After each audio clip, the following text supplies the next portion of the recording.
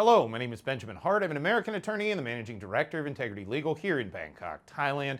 As the title of this video suggests, we're discussing Surachat Big Joke Hakpan yet again. It seems that he's back in the news regarding he's presently being investigated. It's my understanding he's currently on suspension.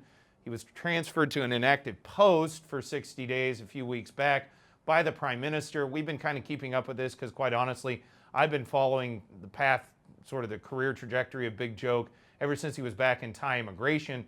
Quite honestly, it's interesting, and it ends up providing insight for folks into sort of the procedural issues associated with investigations here in Thailand. Thought of making this video after reading a recent article from the Bangkok Post, bangkokpost.com. Article is titled, Big Joke Accuses PM Sreta of Malfeasance.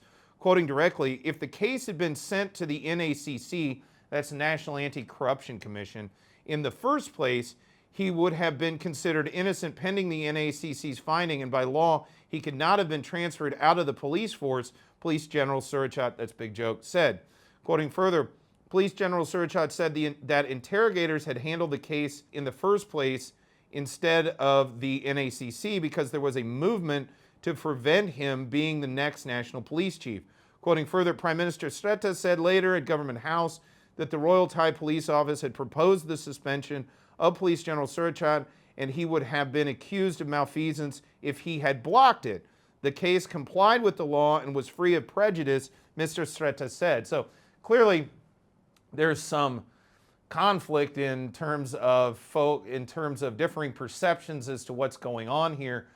I kind of thought when I first got it, like as I've been watching this, I keep thinking of what we call the exhaustion doctrine in primarily American administrative law to provide something of an analogy wherein, so it's sort of as if Big Joke has to go through an adjudicatory process and sort of exhaust all of his efforts to appeal that within the Thai police before dealing with the sort of the normal, the standard formal courts. That's sort of, again, that's not a perfect apples to apples comparison, but I think it provides at least the framework for understanding this analogously, again, via a prism of sort of the common law vernacular.